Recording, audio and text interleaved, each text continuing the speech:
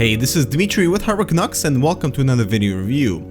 The Obsidian line from Corsair is getting bigger and bigger, and what people have been asking for are smaller enclosures, and particularly for a mini ITX Obsidian. And it seems like Corsair has listened, and on our review table today is this teeny tiny 250D. This is a $90 enclosure, actually quite competitive within this small form factor, and from what we've seen at CES, it packed a space-efficient layout, so let's check it out.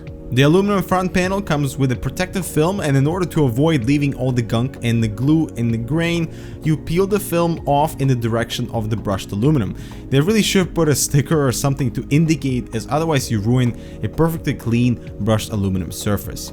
Now after that's done, you can say goodbye to the film and get on with your day.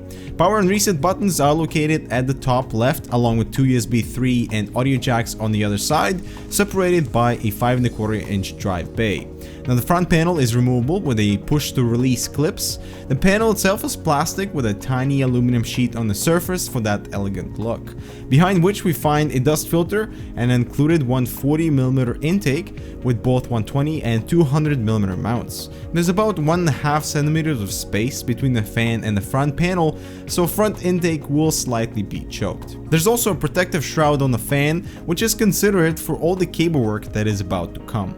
The 250D is actually quite small, but is capable of handling full-size ATX power supplies, long graphics cards, and 240mm radiators, but more on that later. Both side panels are ventilated with magnetic dust filters, and at the top, a window to reveal your internal goodies. The case is elevated with rubberized feet and includes a removable dust filter.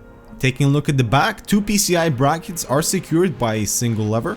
We have dual 80mm fan mounts with rubber grommets, power supply bracket on the right, and a concealed drive cage on the left.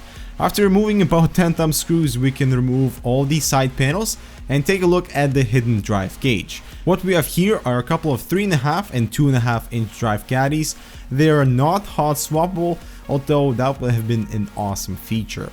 Power supply is installed from the back with the help of the power supply bracket, and while it looks like a crazy cable mess right now, there are mini cable tie mounts on the floor to secure all your large cables. The case is designed to handle enthusiast graphics cards, and we have full 12 inches of clearance, and same goes for the power supply.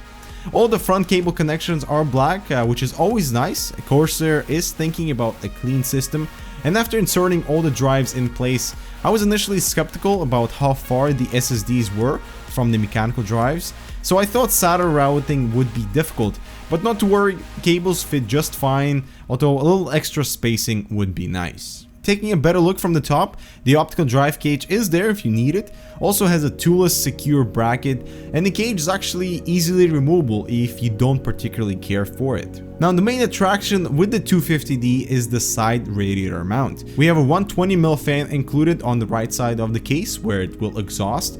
The bottom portion of the radiator mount is removable if you require a little extra room to work with during assembly, but I had no issues with it in place. Also notice there are two sets of holes that would be useful if you require a little extra height clearance from your radiator, for example. Clearance for the side radiator is limited, but it seems Corsair has made sure to allow their all-in-one H series to fit just fine, as there's about 5 centimeters of clearance, so your fans and your radiator will fit just fine. The motherboard tray has a large opening in the center that was very useful. It will allow any type of bracket behind the motherboard to fit. And after a mini ITX board installation, you can see just how much room there is right underneath. And that's very considerate from Corsair, especially since most all-in-one water coolers require some type of support bracket to be installed behind the CPU socket. Installing our 280X, which is an 11-inch card, so it fits fine, but it is taller than standard and requires the optical drive cage to be removed so I could drop the card in. I also noticed that without the drive cage, the 250D became quite flexible, which I wasn't expecting from an Obsidian. And with the total system assembled, wiring is out of the way for the front intake, and it all was concentrated at the bottom. And if using the optical drive cage, it is still a very clean system indeed, and even with the cables routed through the left side, a 240 radiator would still fit with no problem. And I gotta say that I'm very pleased with the results of the 250D that handle the assembly in a user-friendly fashion with excellent compatibility for your power supply, graphics cards, and the water cooler even. I like the fully dust-proof concept and the overall space efficiency that complements its relatively small footprint, really without a compromise. And relative to other mini ITX cases, the price is actually spot on. Now, my few minor complaints would be the lack of a USB 2 adapter.